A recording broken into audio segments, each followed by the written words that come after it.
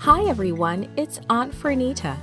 Today's story is called Streams of Blessing. The memory verse is from John chapter 7, verse 37.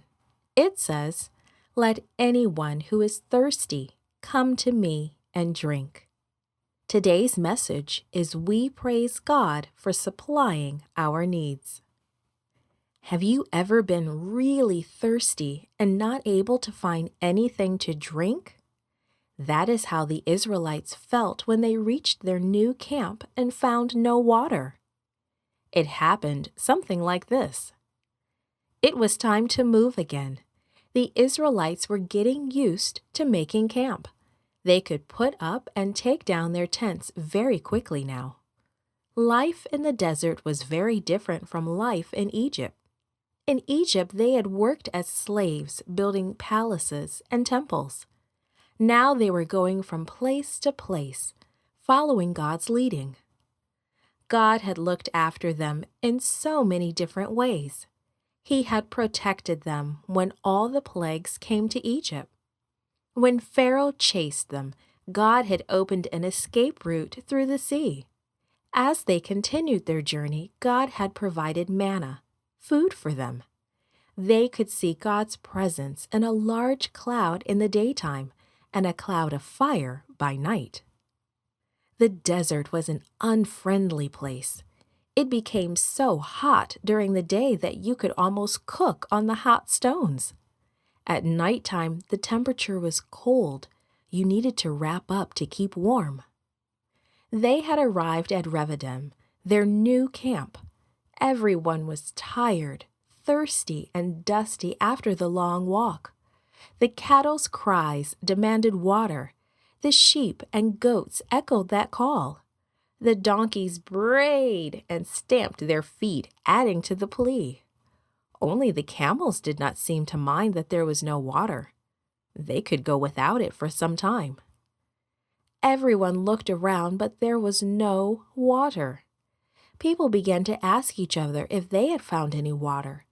The answer was always the same: no. Soon the people began to look for Moses. When they found him, they began to complain. "Give us water to drink. We are thirsty. Our families are thirsty. Our animals are thirsty. We must have water or we will die." Moses looked sad. He knew that God would provide all their needs. They had seen God do so many things for them. Surely they must understand that God had brought them here, and He would provide water. Moses answered, "Why are you quarreling with me? Why are you putting God to the test?" The people would not listen. They just complained. "Why did you bring us out of Egypt? We're all going to die." Moses did not know what to do. He turned to God in prayer. "What should I do with these people?" he asked. "They are almost ready to stone me."